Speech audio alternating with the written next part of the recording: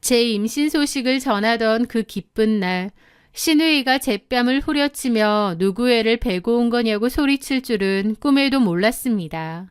그리고 그 잔인하고 끔찍한 말 뒤에 제 남편과 시누이가 함께 꾸민 소름 끼치는 계략이 숨겨져 있을 줄은 더더욱 상상도 하지 못했죠. 지금부터 그 완벽했던 남편의 가면을 벗겨내고 제 인생을 송두리째 뒤흔들었던 그 모든 진실에 대해 이야기해보려 합니다. 저는 어린이집 교사로 일하는 평범한 30대 여성입니다. 제 인생은 늘 아이들의 동요처럼 순수하고 평온할 줄만 알았습니다. 제 남편 최종훈을 만나기 전까지는요. 사실 남편은 제가 먼저 그리고 많이 좋아했어요. 그는 제 친구의 친구였는데요. 처음 본 순간 운명의 상대를 만난 듯 얼어붙었습니다. 훤칠한 키에 잘생긴 얼굴, 부드러운 미소까지. 인상이 정말 좋고 잘생겼더라고요. 게다가 몇 마디 나눠보니 성격마저 부드럽고 선하고 다정다감했습니다. 조금 줏대없는 감이 있긴 하지만 고집 세고 못된 것보단 훨씬 매력적이었죠.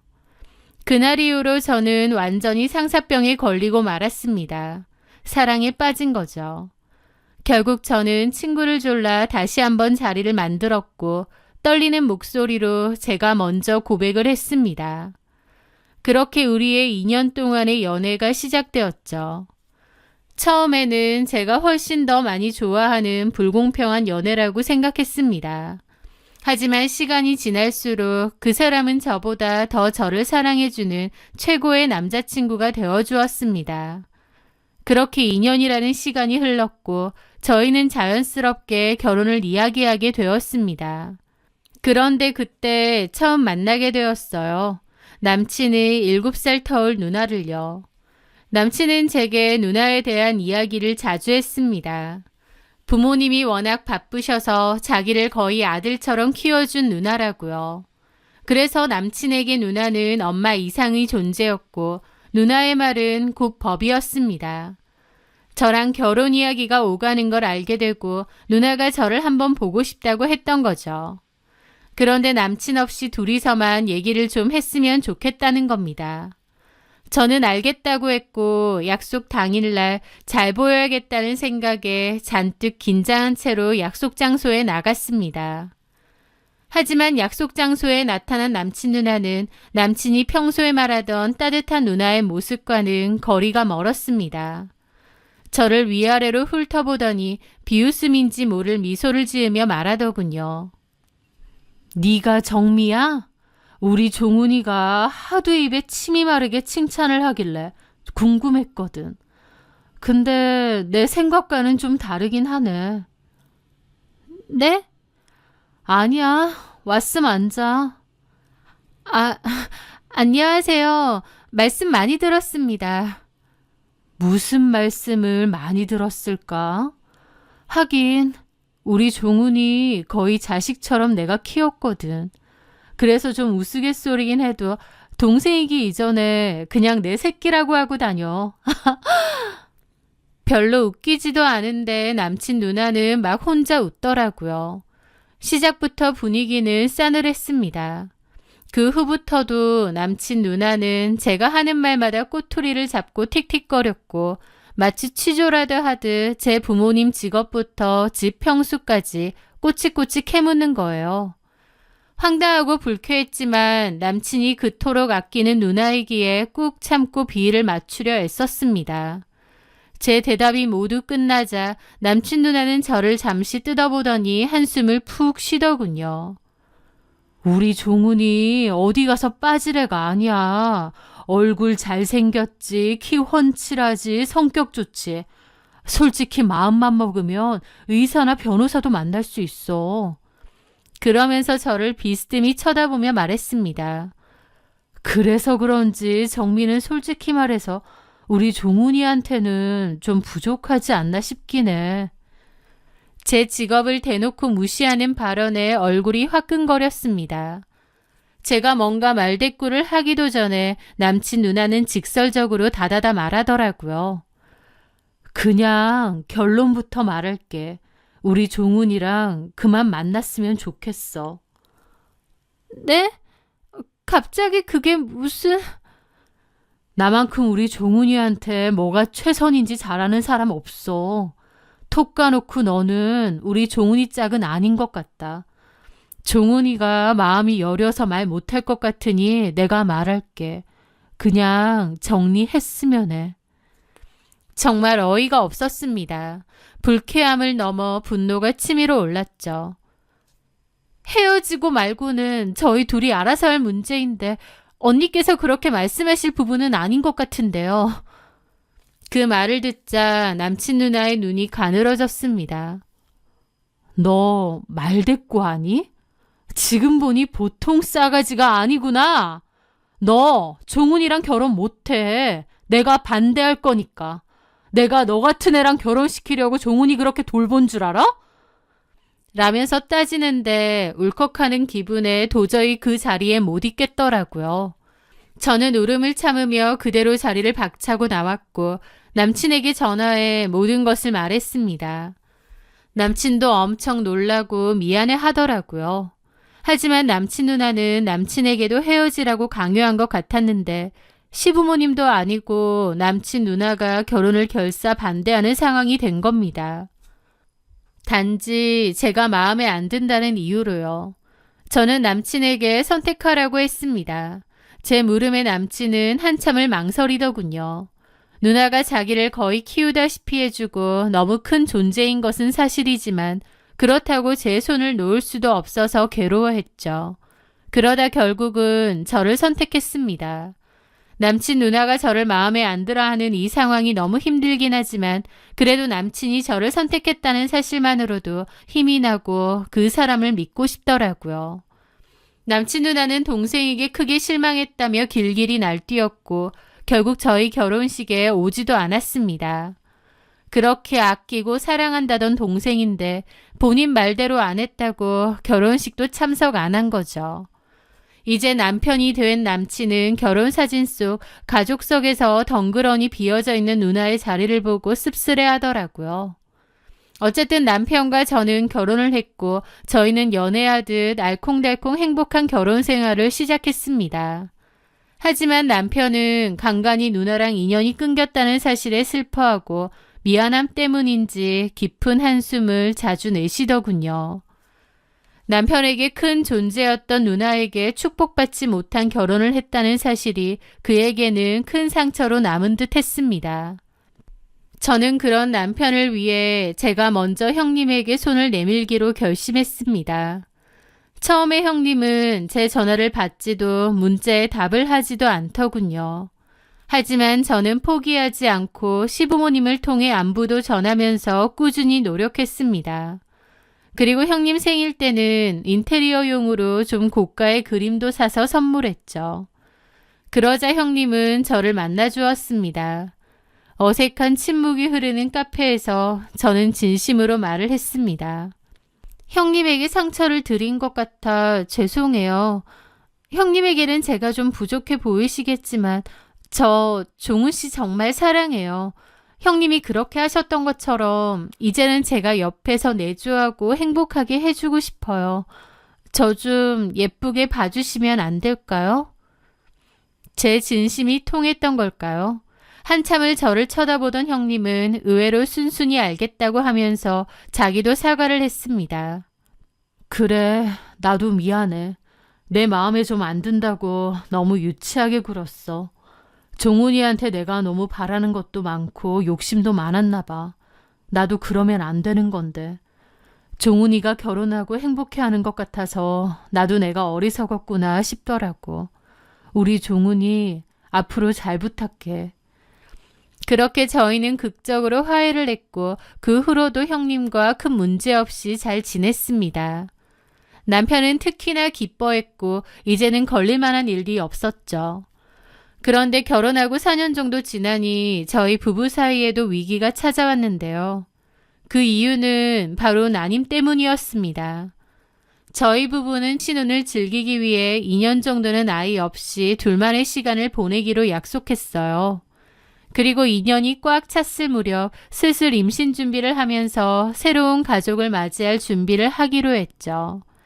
하지만 제 생각과 달리 아이는 쉽게 찾아오지 않더라고요. 1년이 지나도록 아무런 소식이 없자 그제야 덜컥 겁이 나는 겁니다. 아, 몰랐는데 우리가 난임 부부였나 보다. 여태까지 피임을 잘해서 아이가 안 생긴 줄 알았는데 그게 아니라 애초에 난임이었던 건가 보다라는 걸 깨달았죠. 게다가 그 무렵부터 시부모님의 닥달도 시작되었습니다. 너네가 원하는 대로 2년 동안 아이 없는 신혼 즐기기로 했으니 이제는 아이를 빨리 가지라 그거였죠. 시부모님까지 압박을 하니 저도 스트레스가 쌓여갔습니다. 초반에는 그래도 자연 임신으로 어떻게든 임신을 해보려 했는데 시간이 지나면서 난임센터를 다녀야 되나 심각하게 고민이 되었죠. 그러던 어느 날 형님이 그러는 겁니다. 너무 스트레스 받지 마. 요즘은 흔한 일이래. 참, 내 친구 중에 실력 좋은 산부인과 의사가 있거든. 괜히 동네 병원 다니면서 시간 낭비하지 말고 거기 한번 가보는 게 어때? 내가 예약 잡아줄 수 있는데. 저는 지푸라기라도 잡는 심정으로 형님이 소개해준 병원을 찾아갔습니다. 남편과는 스케줄이 안 맞아서 따로 가기로 했죠. 그렇게 제가 먼저 검사를 받았고 검사 결과가 나왔는데 아무런 문제가 없었습니다. 오히려 아주 건강하다는 말을 들었죠. 그 사실을 남편에게 전했고 남편도 며칠 뒤 따로 병원에 가서 검사를 받고 왔습니다. 그리고 남편도 별다른 문제가 없다고 말을 하더라고요. 처음에는 그 말을 듣는 순간 좀 다행이라고 생각했습니다. 아직까지는 안 생겼지만 둘 다 별 문제가 없으니 곧 생기겠지 싶었거든요. 그런데 그 무렵 남편은 갑자기 다니던 회사를 그만두었습니다. 스트레스가 너무 심해서 이제는 더 이상 못 다니겠다고 하면서요. 그리고는 시누이와 시매부가 운영하는 작은 회사에 들어간다고 하는 겁니다. 시누와 시매부가 운영하는 회사는 음식물 쓰레기 처리기를 만드는 회사였는데 사실 말이 회사지 엄청 작은 사무실입니다. 직원도 형님과 시매부님 그리고 직원 2명이 전부거든요. 시매부님이 직접 개발한 제품을 판매하는 거라고 했습니다. 솔직히 제품 자체도 별로였습니다. 저도 하나 받아서 써봤지만 음식물이 제대로 갈리지도 않고 소음도 심하고 전기도 많이 잡아먹고 당연히 제품력이 안 좋다 보니 사업은 지지부진했는데 남편이 뜬금없이 거길 들어가겠다고 하니 저도 싫었죠. 하지만 남편은 원래 회사를 그만두고 싶어하는 마음이 너무 컸기에 아예 그만두고 집에서 쉴 바에야 그냥 쉬엄쉬엄 누나네 회사 들어간다 생각하기로 했습니다.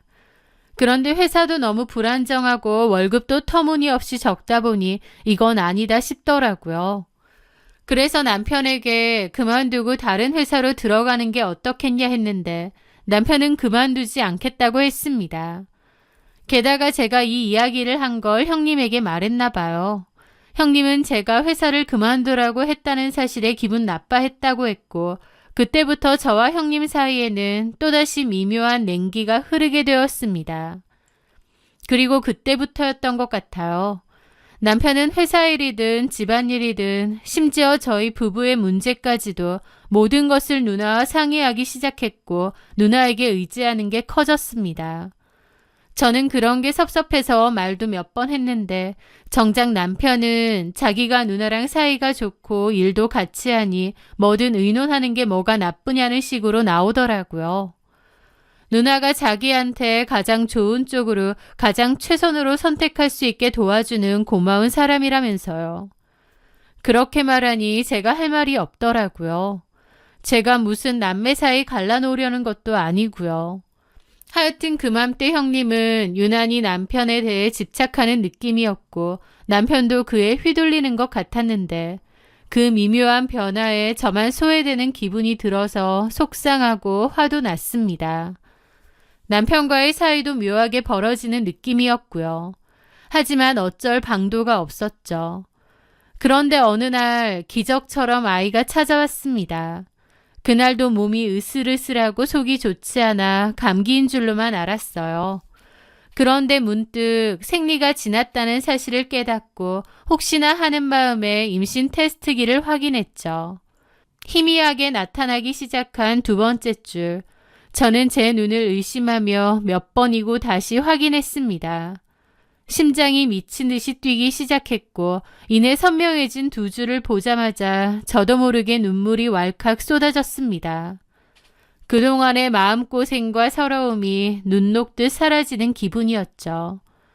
남편과 저에게도 그렇게 기다리던 아이가 생겼다는 사실이 꿈만 같았습니다.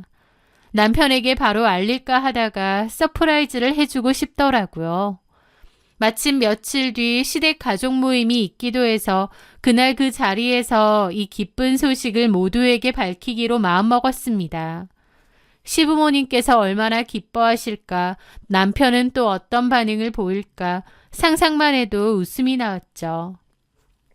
드디어 가족 모임 날 저는 아기 초음파 사진을 작은 봉투에 소중히 담았습니다. 그리고 식사가 거의 끝날 무렵 저는 떨리는 마음으로 자리에서 일어나 준비해온 봉투를 꺼내 보였습니다. 저 드릴 말씀 있는데요. 어머님, 아버님, 형님, 그리고 여보, 저희에게 아기가 생겼어요. 저는 활짝 웃으며 봉투 속의 초음파 사진을 꺼냈습니다. 모두가 놀라고 기뻐하며 축하해 줄 것이라는 제 기대와는 달리 이상하게도 식탁에는 아주 차갑고 어색한 침묵이 흐르는 겁니다. 그리고 모두의 시선이 제 얼굴과 초음파 사진, 그리고 남편의 얼굴을 번갈아 훑었죠. 그 이상한 분위기에 어리둥절해 하는데 그 순간 시누이가 자리에서 벌떡 일어나 제 앞으로 다가오더니 제 뺨을 있는 힘껏 후려치는 겁니다. 짝 하는 소리가 들렸고 볼이 화끈하더라고요. 아픈 것보다 갑자기 뺨을 맞은 것이 너무 당황스럽고 기막힌 겁니다. 형님, 왜 이러세요? 미치셨어요? 황당함에 소리를 지르는 제게 형님이 소리쳤습니다. 미친 건 너 아니야? 이 더러운 년. 우리 종훈이 무정자증이야. 애를 가질 수 없는 몸이라고. 그런데 넌 도대체 누구 애를 임신했다는 거야? 라는데 그 순간 저는 형님의 말을 이해할 수 없었습니다. 무정자증이라뇨. 남편은 분명 아무 이상이 없다고 했는데 이 난데없는 상황에 머릿속이 하얘지더라고요. 그게 무슨 소리예요? 무정자증이라니? 종훈이 그때 검사한 거 기억 안 나? 아무 문제 없다면서요. 아, 그래서 안심하고 임신했다고 자랑스럽게 뻗치고 얘기한 거야? 지금 무슨 얘기를 하시는 거예요? 도저히 이해가 안 돼요. 당신이 말해봐. 남편은 어두운 표정으로 말하더라고요. 나 무정자증이래. 자연 임신은 거의 불가능할 거라고. 그게 뭔 소리야? 그리고 왜 나한텐 제대로 말 안 한 거야? 남편은 입을 다물었고 형님이 따지듯 그러더라고요. 올케가 하도 애를 기다리니까 종훈이가 차마 무정자증이라고 말하기가 힘들다고. 시간을 좀 달래. 나중에 솔직히 말한다고. 그래서 일단 아무 문제 없다고 했던 거야. 근데 그 와중에 임신? 미친 거 아니야? 이 말도 안 되는 상황에 헛웃음만 터져나왔습니다. 저는 하늘에 맹세코 부도덕한 짓을 저지른 적이 절대 없습니다. 그런데 이게 무슨 상황인 건지 기가 막힐 뿐이었죠. 말해! 누구 애야? 어디서 놀다 먹다 생긴 씨냐고! 종훈이한테 들어보니까 저번에 친구들이랑 여행 갔다 왔다던데. 그거 친구 아니고 남자였던 거 아니야? 그래서 이렇게 배가 불러서 온 거 아니냐고! 신우의 목소리가 제 귀를 찢는 것 같았습니다. 억울하고 기가 막혀서 눈물이 쉴 새 없이 흘렀어요. 시부모님 보았는데 시부모님도 저를 경멸과 혐오가 가득한 눈으로 쏘아보고 있더군요. 남편 역시 저를 벌레 보듯 의심의 눈초리가 가득해 바라보고 있었습니다. 그 순간 저는 세상이 무너지는 기분이었습니다. 저는 죽어도 그런 부정을 저지른 적이 없었기에 미친 사람처럼 악을 썼습니다. 아니에요. 난 절대 그런 적 없어요. 이 아이 좋은 씨 아이예요. 나와서 확인해보면 알 거 아니에요. 낳기 몰라. 나와서 아니면 그때 발 빼려고? 진짜 옳게 무섭네. 발을 빼긴 뭘 빼냐고요. 네, 형님이 뭔데 이래라 저래라요? 뭐라고? 이게 아직도 정신을 못 차렸네? 그런데 그 와중에 시어머니는 제 팔을 거칠게 잡아끌며 현관으로 밀쳤습니다. 꼴도 보기 싫으니 당장 나가. 우리 아들 인생 망치려고 작정한 년. 그날 저는 죄인처럼 가장 더럽고 추악한 인간이 된 것처럼 시댁에서 쫓겨났습니다. 차가운 복도에 내팽개쳐진 채 저는 한참을 그 자리에 주저앉아 있었습니다. 뺨에 남은 손자국보다 상처와 충격이 훨씬 더 아프고 쓰라리더군요. 집에 돌아와 며칠을 뜬 눈으로 지새웠습니다.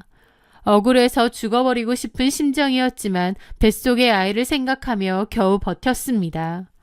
남편도 아무런 말도 걸지 않더라고요.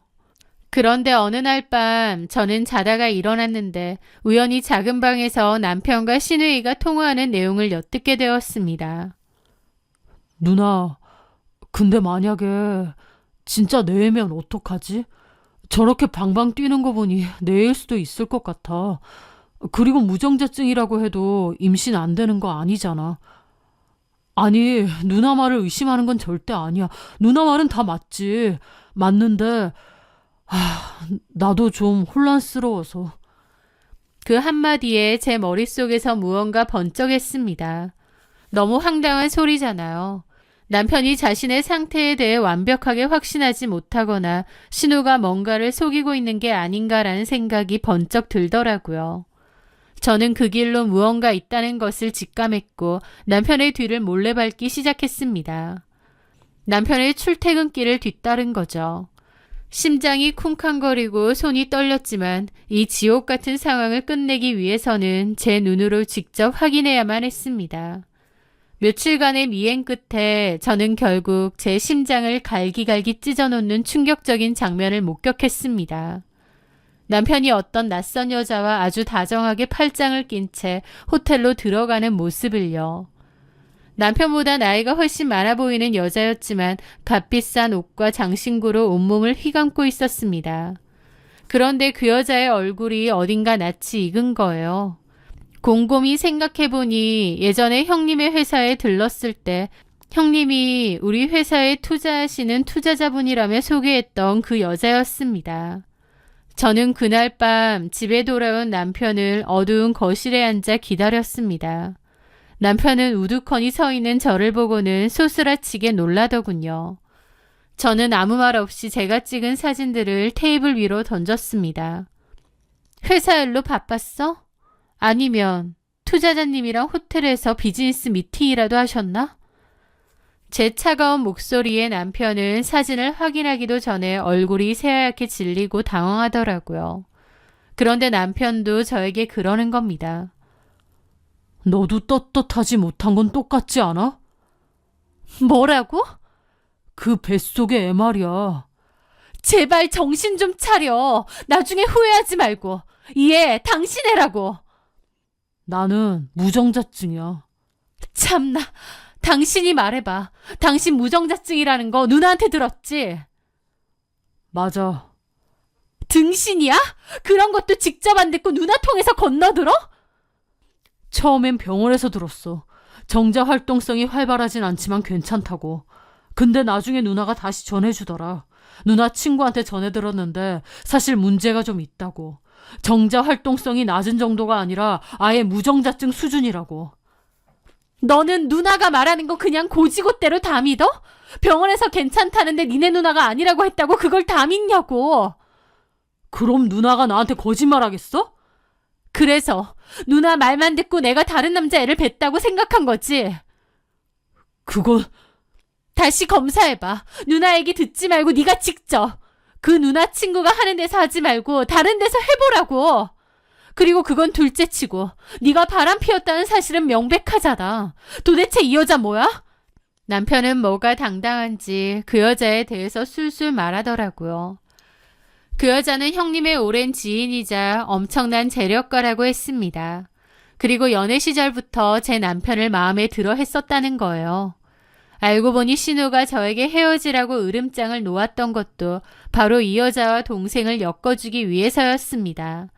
하지만 남편이 저를 선택해 결혼하자 그 계획은 실패로 돌아가기도 했고 또 그 투자자 여자도 다른 애인이 생긴 모양이었어요. 그래서 더 이상 제 남편이 필요하지 않다 보니 저랑 화해하고 표면적으로 잘 지냈던 거죠. 그런데 그 후에 그 투자자 여자가 애인과 헤어지고 다시 제 남편한테 눈독을 들인 모양이에요. 회사에 거의 유일하다 싶은 투자자다 보니 신우 입장에선 결코 포기할 수 없는 사람이었을 겁니다. 제대로 운영도 안 되는 회사인데 그 회사를 먹여 살려주는 사람이었으니까요. 그래서 신우는 동생의 결혼 생활을 파탄내서라도 그 둘을 연결시켜주기로 마음먹었던 거예요. 신우는 남편의 검사 결과를 무정자증으로 속이고 제가 임신했다는 걸 알자 저에게 외도 누명을 씌워 이혼시키려고 했던 겁니다.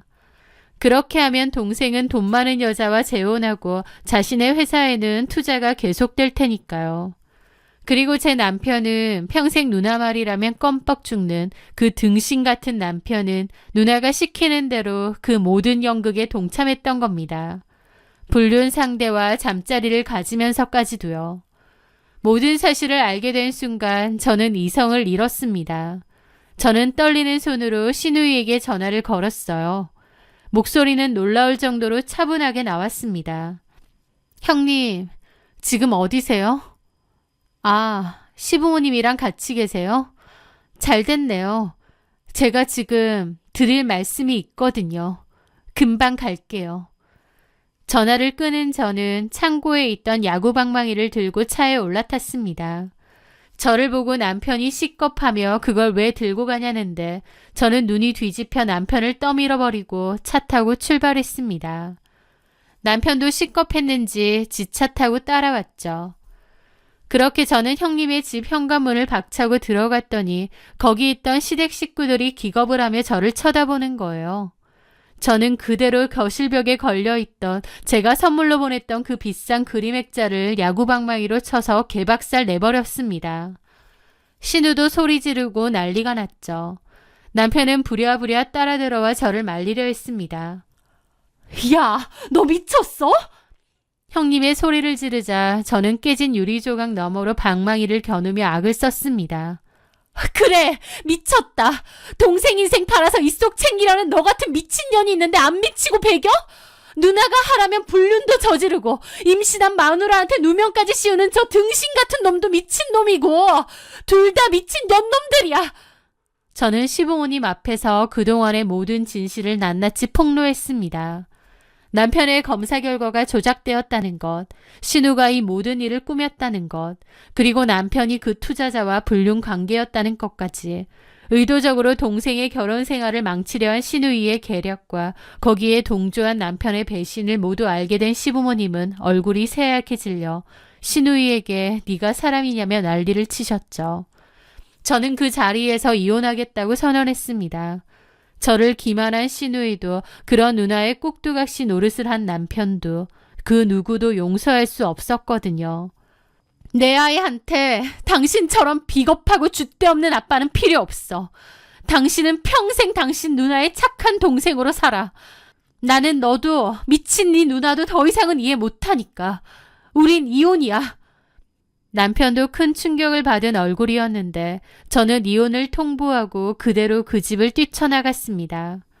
그 말을 끝으로 저는 뒤도 돌아보지 않고 그 집을 나왔습니다. 이혼 소송은 제게 유리하게 진행되었습니다. 남편의 불륜과 신우이의 계략을 입증할 증거는 차고 넘쳤으니까요. 법원은 남편의 유책 사유를 100% 인정했고 저는 상당한 금액의 위자료와 아이가 성인이 될 때까지의 양육비를 일시불로 지급하라는 판결까지 받아냈습니다. 모든 것이 끝나고 한참 후 남편이 술 먹고 울면서 연락을 했더라고요. 그러면서 한다는 말이 누나가 자기를 진심으로 위한 게 아니라는 걸 이제는 다 깨달았다면서 자기가 그동안 누나한테 일종의 가스라이팅을 당한 것 같다고 하더군요. 누나가 맨날 너 때문에 희생했다. 너한테 가장 득이 되는 쪽으로 선택을 도와줬다. 나는 너한테 가장 최선의 도움을 주는 사람이다 등등 그렇게 말을 하니 남편은 늘 그렇게 생각했답니다.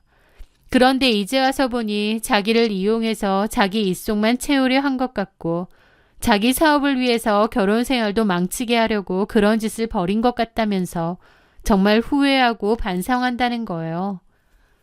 남편은 매일같이 한 번만 만나달라, 아이 얼굴이라도 보게 해달라며 문자를 보냈지만 저는 답장하지 않았습니다.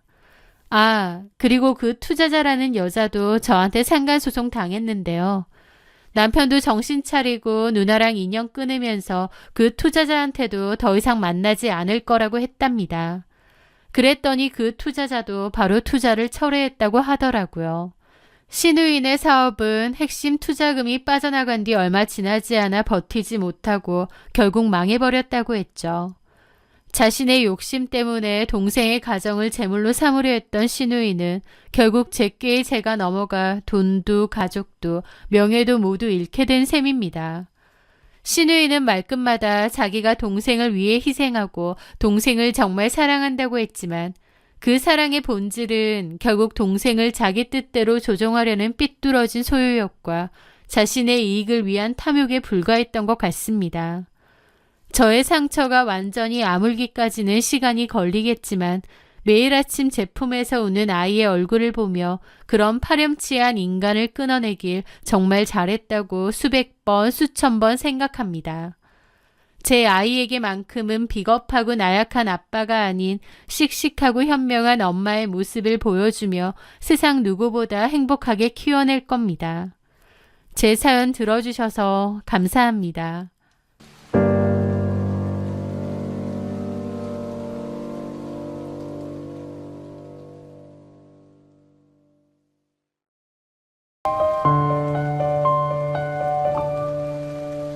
안녕하세요. 저는 20년 넘는 결혼 생활 동안 철없는 남편의 뒤치다꺼리를 했던 여자입니다. 그 철없던 인간은 본인이 돈벼락을 맞은 줄 알겠지만 사실 남편이 맞은 건 돈벼락이 아니라 날벼락이었죠. 지금부터 그 기막힌 사연을 들려드리겠습니다. 남편과 저는 작은 앤틱 소품 및 가구점을 함께 운영했습니다. 하지만 처음부터 이 일을 했던 건 아니에요. 저는 원래는 은행원이었습니다.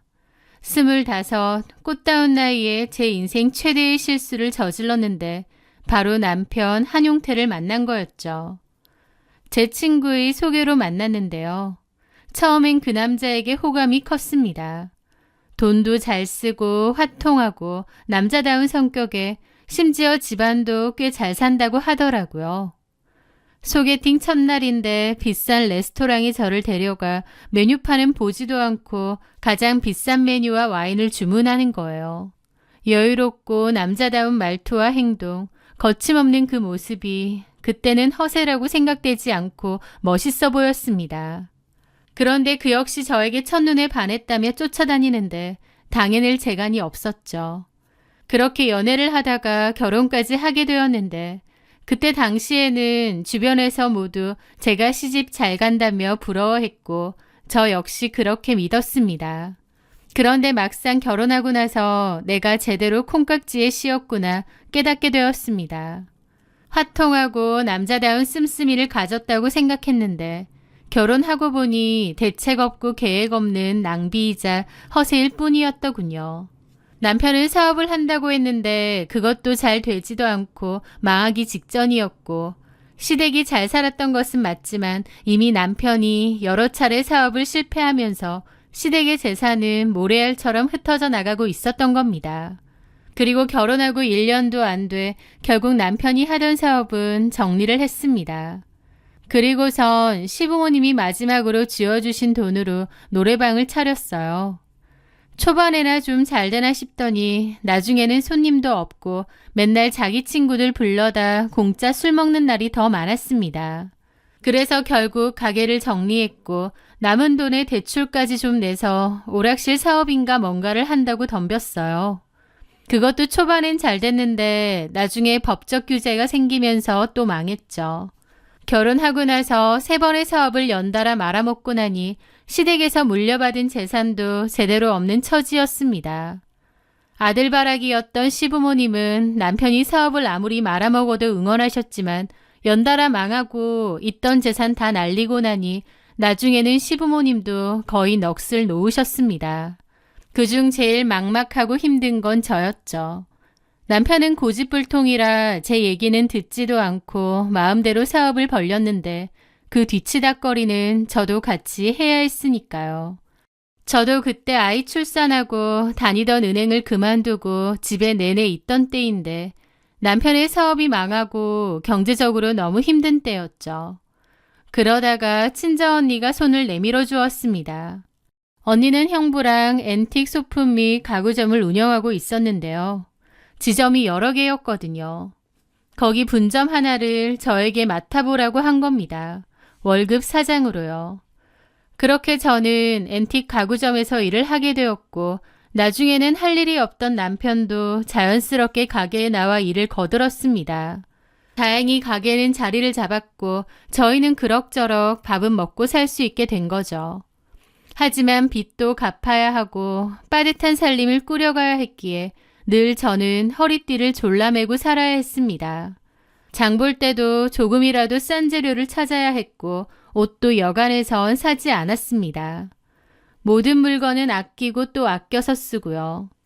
집안 형편이 그러하니 어쩔 수 없는 저의 선택이었죠. 그런데 남편은 그런 저에게 고마워하거나 미안해하는 게 아니라 오히려 구질구질하다며 비웃는 겁니다. 아, 구질구질해. 그거 몇 푼 한다고 맨날 아끼고 있냐? 사람이 쓸 때는 좀 쓸 줄도 알아야지.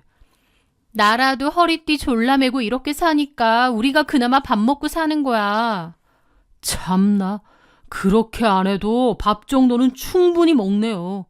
그리고 나는 쓰던 가락이 있어서 당신처럼은 못 살아. 막말로 그렇게 아등바등 산다고 부자 되는 것도 아니잖아. 라는 겁니다. 저한테 고마움도 미안함도 전혀 없었죠. 남편은 마치 저를 비웃기라도 하듯 밖에서 돈을 잘 쓰고 다녔습니다. 버는 사람, 아끼는 사람 따로 있고 물 쓰듯 펑펑 쓰는 사람 따로 있었던 거죠. 남편 주변에서는 그나마 와이프가 알뜰하고 생활력이 강하니 이만큼이라도 사는 거라고 했지만 남편의 귀에는 그런 말은 들리지도 않는 것 같았습니다. 그 나이 먹고 철딱선이라고는 아예 없는 인간이었죠. 저는 남편을 도무지 이해할 수 없었고 남편 역시 저를 이해하지 못하는 것 같았습니다. 남편과 제 사이는 어느 순간 냉랭해졌죠. 같이 살고는 있지만 남보다 못한 정도라고나 할까요? 그런데 그러던 어느 날이었습니다. 지금으로부터 5년 전쯤이 되겠네요. 시어머니 돌아가시고 1년 뒤 제사를 치르러 가족들 다 같이 만났습니다. 제사 치르고 식사를 하고 헤어지기로 했는데 시누이가 그때 마침 새로 산 명품 가방을 자랑하는 거예요. 알고 보니 시누이의 남편인 시매부가 주식으로 돈을 꽤 벌었다면서 신우에게 비싼 가방도 사주었다는 겁니다. 신우는 기분이 좋아서 주식 얘기를 저녁 먹는 내내 했죠. 저는 투자 같은 것도 잘 안 하고 안전한 게 제일이라는 성격이라서 적금이나 예금만 합니다. 그래서 신우가 하는 말도 그렇게 귀담아 듣지는 않았어요. 그런데 남편은 좀 신기해하기도 하고 관심을 보이더라고요. 신우는 가족이라서 알려주는 거라며 고급 정보를 하나 알려주겠다고 했습니다. 그러면서 어떤 주식 종목을 알려주며 좀 많이 사놓으라고 하더라고요. 내가 이렇게 정보 알려주는데 지금 이거 안 들어가면 바보야. 이건 그냥 돈을 주워 담는 수준이라고. 우리 남편이 그러는데 이거 몇 배는 더 오른대. 무조건 사야 돼? 평생 주식은커녕 적금 하나 제대로 들어본 적 없는 남편의 눈이 탐욕으로 번들번들 하더라고요. 그러면서 그날 저녁 집에 와서는 저더러 그 주식을 사겠다며 돈 있으면 내놓으라고 난리를 치는 겁니다. 저는 당연히 반대했죠. 무슨 주식이야. 됐다 그래. 지금 안 들어가면 바보라잖아. 엄청 비싼 고급 정보라고 하는 거 못 들었어? 주영이랑 홍서봉이랑 돈 엄청 벌었다잖아. 물론 이번에는 많이 벌었겠지만 그 전에 홍서방님 돈 엄청 많이 잃었잖아, 주식으로. 그건 까먹었어? 여태까지는 족족 날리기만 하더니 이제야 돈 좀 벌었나 보네. 근데 그 말만 믿고 덜컥 투자하면 안 되지. 답답한 소리 하고 있네. 홍서방이 이제야 주식으로 돈 버는 법을 깨우친 거지. 됐고. 나는 감이 왔어. 이거 무조건 투자해야 돼. 안 하면 바보야. 나도 그런 삘이 왔다니까. 당신이 주식을 뭘 해봤다고 삐리니 뭐니 그런 소리래. 어쨌든 난 반대야. 반대 같은 소리 하네. 됐고. 돈 어딨어. 돈 내놔. 왜 이래 진짜. 없다니까. 우리 이제 겨우 빚 갚고 살만해졌는데 또 망하려고 작정했어? 돈 내놓으라고.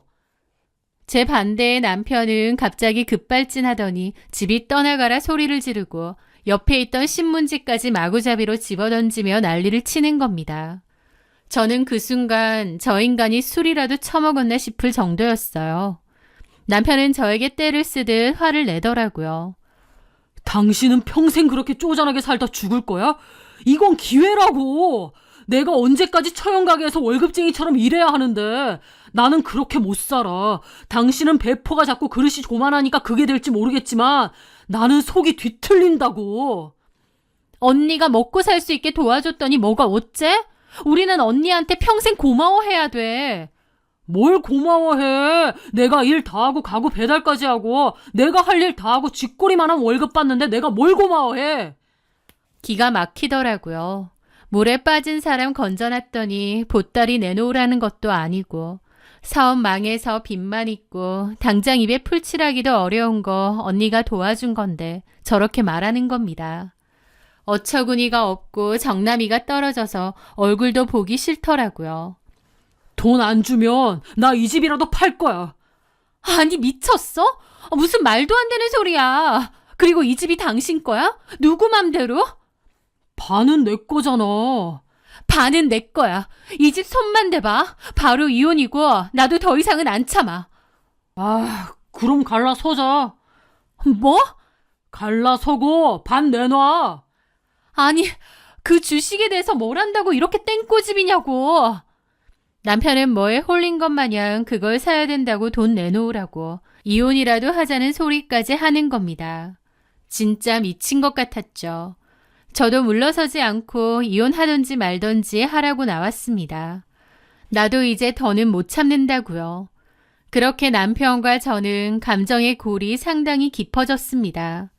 남편은 여태까지 사업도 이런 식이었어요. 제가 안 된다고 해도 자기 마음대로 저질러 놓고 나중에 나 몰라라였죠. 저도 이번에는 이혼하더라도 절대 안 된다는 뜻이었습니다. 그렇게 한동안 냉전 상태였는데 나중에 남편이 그러는 거예요. 그 주식 결국 샀다고요. 그것도 아주 많이 샀다는 거예요. 혈압이 오르더라고요. 무슨 돈이 있어서 그걸 기어코 사? 신경 꺼. 이 돈은 철저히 내 돈이야. 법적으로 내 돈이라고. 뭐라고? 우리 엄마가 준 돈이니까 내 돈이지. 우리 엄마 유산. 남편이 시부모님의 재산을 거의 다 말아먹고 남은 거라곤 시어머니 혼자 살던 오래된 아파트가 하나 있었는데요. 돌아가시고 나서 그걸 내놨는데 계속 안 팔렸다고 했습니다. 그러다가 결국 팔린 모양인데 저한테 말도 안 하고 그 돈으로 주식 투자를 한 거죠. 지네 엄마가 줬으니 지 거라는데 뭐 저런 인간이 다 있나 싶더라고요. 그럼 나는 네 마음대로 낸 대출금 왜 같이 갚아줬니? 네 놀리면 네 빚은 혼자 갚아야지. 나 혼자 잘 살자고 이래? 좀 기다려봐. 잘 되면 우리 같이 잘 되는 거 아니야. 나중에 후회나 하지 마.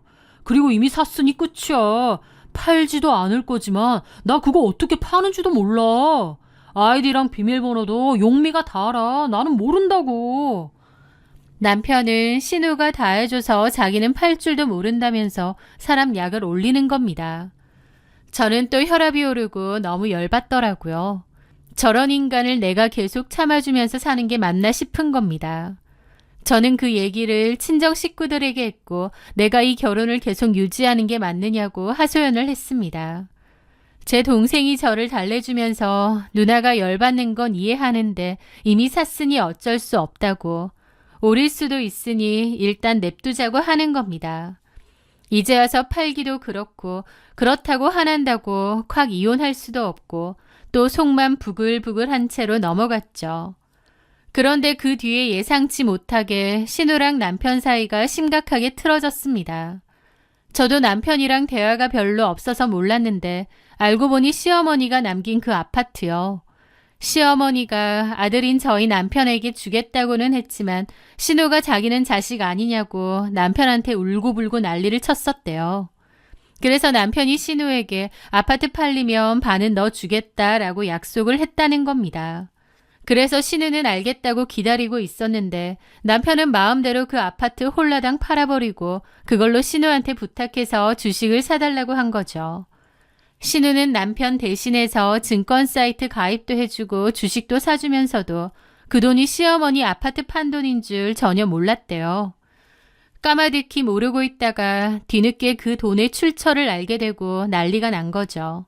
신우랑 남편은 한바탕 싸우게 되었습니다. 여태까지 엄마 아빠 돈 오빠가 사업한답시고 다 날려먹었잖아. 그래도 가만히 있었어 나. 그런데 그나마 남은 엄마 아파트 판 돈 그거라도 반 나눠달라는데 준다고 해놓고 혼자 홀라당 팔아버려? 오빠 진짜 미친 거 아니야? 오빠더러 미쳤냐니. 말하는 싸가지 봐라. 오빠가 오빠다워야 취급을 해주지 이 자식아. 뭐? 이 자식? 이게 진짜... 오빠 너는 양심도 없냐? 엄마 아빠 돈을 그렇게 날려먹었으면 미안해서라도 엄마 아파트는 나 줘야 되는 거 아니야? 야, 엄마가 놔주라잖아. 주인인 엄마가 나한테 물려준다는데 네가 뭔데? 엄마가 너한테 주라고 한 적 없거든? 그래, 엄마는 아들이라면 무조건 우쭈쭈 했지. 그래서 오빠가 아주 집안 살림 거덜낸 거고. 딸인 게 죄네. 뭐가 어째? 이런 것도 오빠라고. 주식 정보 알려주고 대신 사주기까지 하고. 내가 미쳤지. 야, 그 주식 지금 오르지도 않더라. 너 나한테 뻥친 거 아니야? 라면서 둘이서 정말 심하게 욕까지 하며 싸웠습니다. 저랑 심해부가 겨우 말려서 일단락 났지 하마터면 경찰까지 올 뻔했어요. 그 일로 신우와 저희 남편은 의절까지 했습니다. 신우는 다시는 저희 남편 안 보겠다고 했고 아예 연락도 두절됐죠. 남편은 자기 동생이 그러든가 말든가 신경도 안 쓴다고 했고요. 어쨌든 그렇게 남편과 신우의 사이는 완전히 틀어졌는데 문제는 신우가 사라고 했던 그 주식이 계속 하락세였던 겁니다. 남편은 주식 사이트를 볼 줄도 모르고 신우가 대신 가입해줬는데 아이디랑 비번도 잘 모른다고 했습니다. 그래서 그냥 네이버 검색창에 종목 이름을 쳐서 나오는 가격만 확인하곤 했는데요. 매일같이 시퍼렇게 떨어져가는 숫자를 보며 신우의 욕을 엄청 퍼부어댔습니다. 아우, 또 떨어졌네. 이 미친년. 이딴 걸 정보라고 알려줘서 괜히 내 돈만 다 날렸잖아. 아우, 정말 이 집에 이거 이래서 일부러 싸우고 잠수 탄 거 아니야? 라며 남편은 모든 것을 신우의 탓으로 돌렸습니다. 그걸 지켜보는 저도 고개가 가로저어지더라고요. 남편은 그렇게 열심히 주식을 들여다보다가 나중에는 보지도 않았습니다. 보고 있음 열받는다고요. 그렇게 시간은 흘러 5년 정도의 시간이 흘렀습니다. 마치 그 주식은 누구도 꺼내지 않는 금기어처럼 되었죠. 그런데 그러던 어느 날 남편과 제가 사소한 말싸움을 벌였습니다. 제가 구질구질하게 군다고 남편이 난데없이 시비를 걸었고 그걸로 싸움이 난 거죠. 그런데 남편이 갑자기 저에게 이혼하자고 하는 겁니다. 아, 됐다. 그만하자. 더 이상은 나도 너랑 못 살겠다. 이혼해. 뭐? 이혼? 그래. 당신처럼 쪼잔하고 구질구질한 여자랑 사는 거 진짜 지긋지긋하다. 그만 살자. 이 정도면 참고 많이 살았다. 갑자기 이혼거리는 게 너무 어이가 없어서 물었습니다. 여자 생겼냐고요. 남편은 그런 게 아니라 저랑 더 이상은 못 살겠다고 이혼하자는 소리만 하더라고요. 그냥 하는 소린가 했는데 나중에 보니 이혼 서류까지 떼온 겁니다. 저는 진짜 미쳤냐고 그랬고 남편은 재산 분할하고 위자료도 줄 테니 이혼해달래요. 저랑 살기 싫대요. 누구는 지랑 살고 싶나요? 하지만 이런 식으로 장난도 아니고 이혼 이야기를 할 줄은 몰랐죠. 사소한 말다툼으로 시작돼서 나중엔 진심으로 이혼 이야기가 오갔는데 남편은 사람 말려 죽이려는 것처럼 계속 이혼 소리를 하는 겁니다. 저는 정말 질릴 대로 질렸는데 얼마 뒤 남편이 그토록 이혼해달라고 한 진짜 이유를 알게 되었습니다. 혹시 여자가 생긴 건가 했는데 그게 아니었습니다. 알고 보니 5년 전 시누이 말만 믿고 샀다가 휴지 조각이 될 뻔했던 바로 그 주식이 얼마 전부터 미친 듯이 오르기 시작해 대박을 친 겁니다. 수익률이 무려 몇백 프로가 넘게 올랐다는 소식이 뉴스에까지 나왔죠. 남편은 그 주식을 거의 잊고 지냈다가 그 뉴스를 보고 그제야 자기가 돈방석에 앉게 되었다는 사실을 알게 된 겁니다. 시어머니 집한 돈을 전부 쏟아부은 데다 수익률이 엄청나니 계산해보면 정말 어마어마한 돈이었겠죠. 그런데 갑자기 돈방석에 앉게 된 그 인간이 가장 먼저 한 생각이 바로 저를 떼어내는 것이었습니다. 주식으로 수익이 생겼다는 걸 알자마자 저한테 구실을 잡아서 이혼하자고 했다는 걸 깨닫고는 너무 어이가 없어서 웃음이 나더라고요. 정말 만정이 다 떨어졌습니다. 누구는 구질구질 아등바등 살고 싶었나요? 남편이 사업 말아먹고 그렇게 힘든 형편만 안 됐어도 저도 그렇게 살지 않았을 겁니다. 내가 누구 때문에 그렇게 살았는데 돈 좀 생겼다고 조강지처부터 버리려 하다니 그 심보에 치가 떨렸죠. 저는 남편이 이혼 요구를 할수록 절대 이혼 못 해주겠다고 버텼습니다. 남편은 저에게 이혼 요구를 하면서도 한편으로는 주가가 떨어질까봐 안절부절 못했습니다. 너무 고점이라 지금이라도 주식을 팔아야 하는데 5년 전 대판 싸우고 연을 끊다시피 한 시누이는 전화도 받지 않았으니까요. 아, 이 기집애가 왜 전화를 안 받아? 이러다 떨어지면 어떡하려고. 빨리 팔아야 하는데. 남편은 왼종일 주식만 검색해보며 발을 동동 굴리더라고요. 주식을 사긴 했지만 시누이가 대신 사줬기에 아이디도 비밀번호도 거래하는 방법도 몰랐던 남편은 그저 발을 동동 구르며 난리를 쳤죠. 저는 저 꼬라지가 보기 싫어 이혼을 콱 해주고 싶다가도 또 누구 좋으라고 이혼을 해주나 싶기도 했습니다. 그런데 어느 날 신우에게서 전화가 왔습니다. 5년 만에 온 전화였죠. 나한테 왜 전화했을까 어리둥절하며 전화를 받았습니다. 아가씨? 잘 지내셨어요? 언니. 예, 어쩐 일이에요? 오빠한테 무슨 일 있어요? 왜 이렇게 전화를 해대는 거예요? 아가씨한테 전화 많이 했죠? 네. 5년 전에 그러고 인연 끊기로 했던 것 같은데 왜 자꾸 전화질인 건지. 혹시 무슨 일이라도 있어요? 신우는 아무것도 모르는 것 같았습니다. 저는 신우에게 말을 했죠. 그때 아가씨가 사라고 했던 주식 말이에요. 네, 그게 왜요? 그거 남편이 많이 올랐다고 이제 팔아야 된다고 하는데. 네? 왜 그때 주식 대신 사준다고 했잖아요. 그거 엄청 올랐던데. 남편이 팔고 싶어도 방법을 모른다고 그래서 전화한 걸 거예요. 그게 많이 올랐어요? 몰랐어요? 이를 어쩌지? 왜요?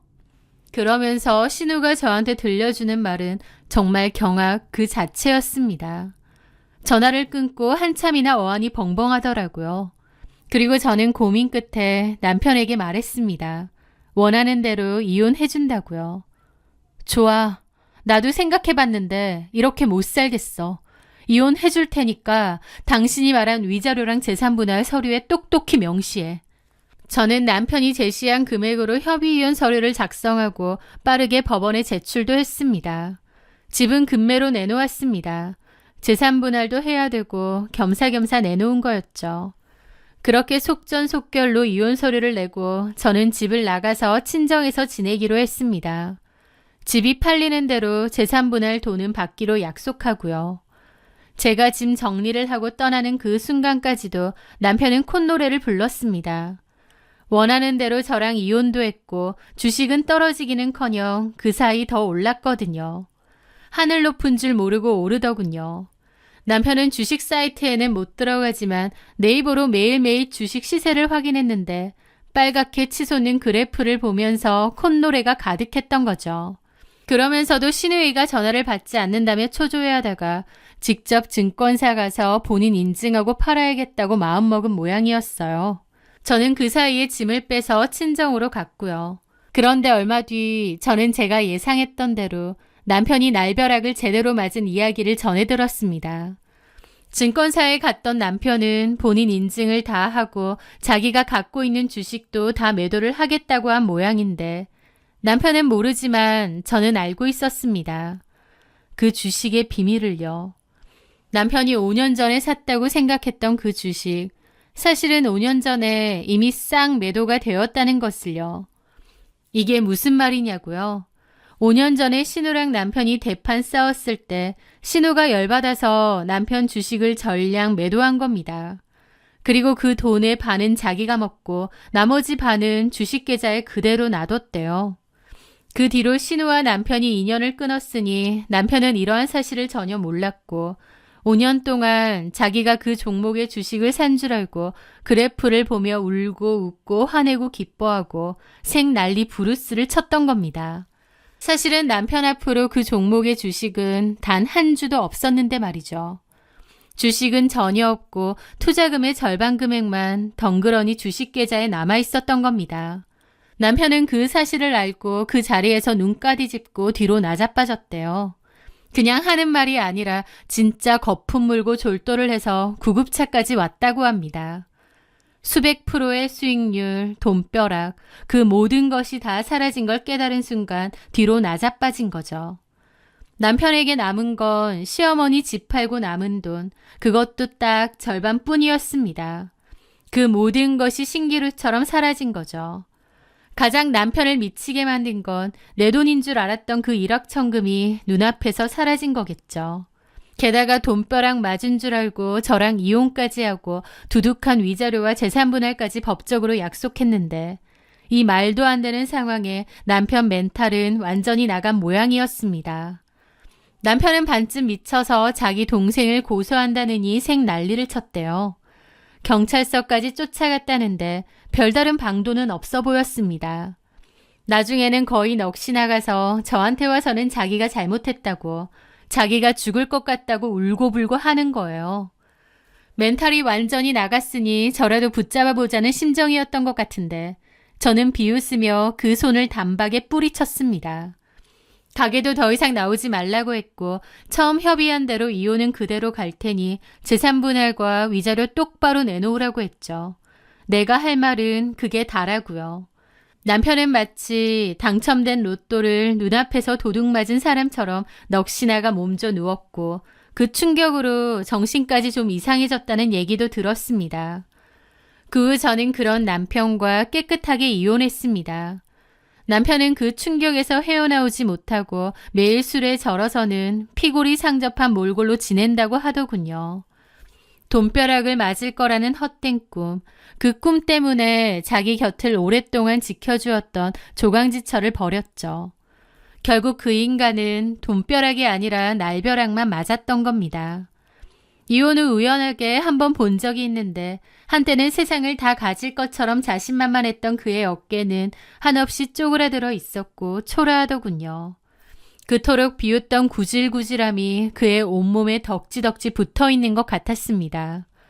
그 모습을 봤을 때 20년을 함께한 정 때문에 제 마음 한구석이 아릴 법도 하지만 솔직히 말해 아무런 감정도 들지 않았습니다. 전 남편은 본인이 돈을 잃은 게 아니라 자신의 곁을 묵묵히 지켜주었던 사람과 함께 쌓아온 수십 년의 세월을 스스로 내버린 것을 알까 모르겠네요. 철없는 욕심과 허영심이 가득했던 남편과 끝을 내니 저도 좀 더 가볍고 산뜻한 마음으로 다시 살아갈 수 있게 된 것 같습니다. 이런 게 인과 응보가 아닌가 싶어요. 제 사연 들어주셔서 다시 한번 감사합니다.